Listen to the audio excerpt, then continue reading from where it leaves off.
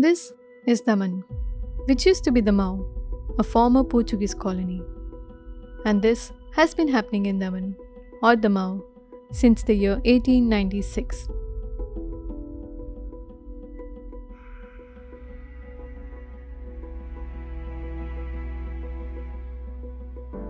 This is the procession for Saint Roch.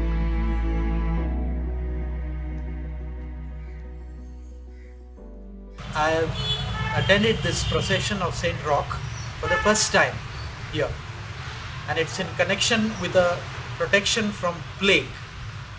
So that's what I came to know, and I began to ask people and ask the locals here and do my own research as to find out what makes this procession so special, and was there ever a plague that happened in Daman, because of which people invoke Saint Roch.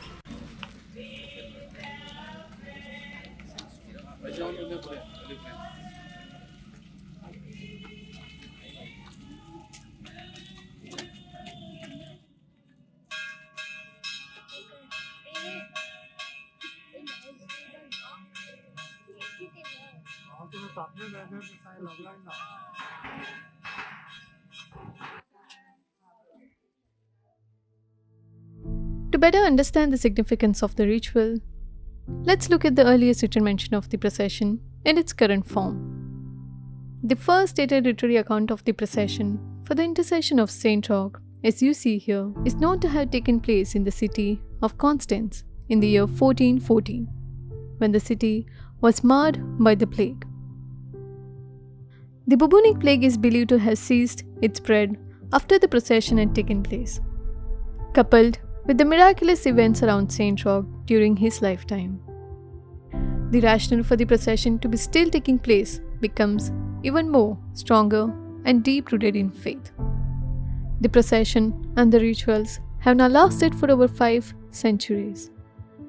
Before we take a look at the present version of the procession for the intervention of Saint Roch against diseases, which nowadays is observed by the believers more as a gratitude-driven and perhaps as a precautionary ritual, let's get familiarized with the legend of Saint Roch himself. Saint Roch has been associated with the several miraculous events, as is apparent in the ways stories have been told about his life. There has been several competing stories around Saint Roch and his life, but all of them invariably converge to the healing powers of Saint Roch.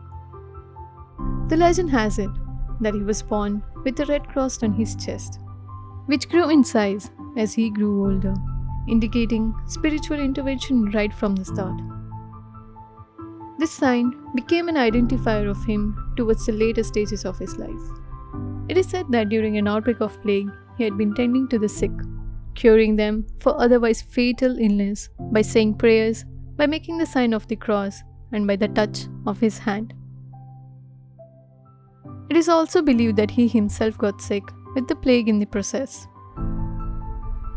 The bubonic plague thus left its mark on his upper thigh.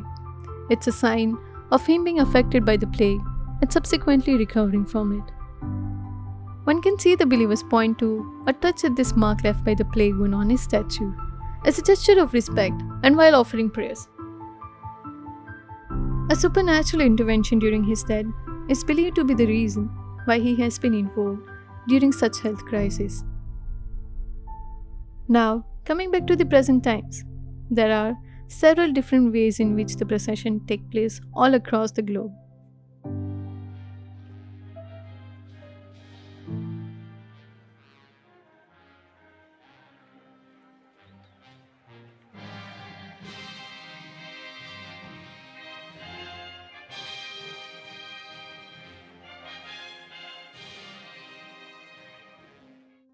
In Daman, it could be during 1896 plague, where thousands were killed in the Portuguese colony, that a procession for the intervention of Saint Roch could have been ordered.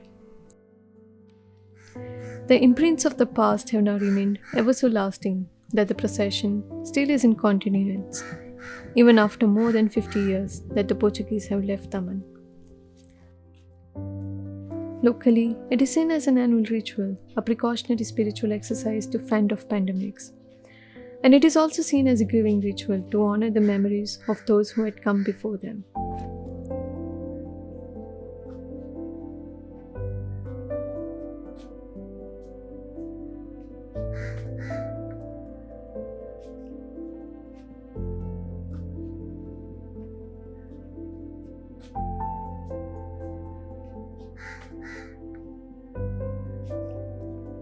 Every year on second Sunday of December in honor of Saint Roch is mainly in thanksgiving for saving the city of Daman, which was under Portuguese in those days, and pleading him that never more bring this plague or this cholera to the people of the district of Daman. It is interesting to see that what remains common in all these different ways of trying to fight an enemy of mankind is that these processions bring people together, giving one another strength in difficult times. Based on your belief system, it may or may not be a part of the solution to the plague or other such contagious diseases, but it has always managed to see us through such phases. It is only wise of us to be aware of the importance of believing in the perseverance of humanity through spirituality, as we have seen in the past, and at the same time to also count on the modern practices and technological aids to help us fight off threats to humanity. The indisputable commonality is the act of coming together as one, regardless of the religion, race, culture, or political alignment an individual subscribes to. With the current situation of this pandemic driven by the notorious novel coronavirus, what could be a better time to exercise this power of coming together as one, to see this threat off and to bring back life as we know it? As you have seen, we have done this in the past. We can definitely do it now.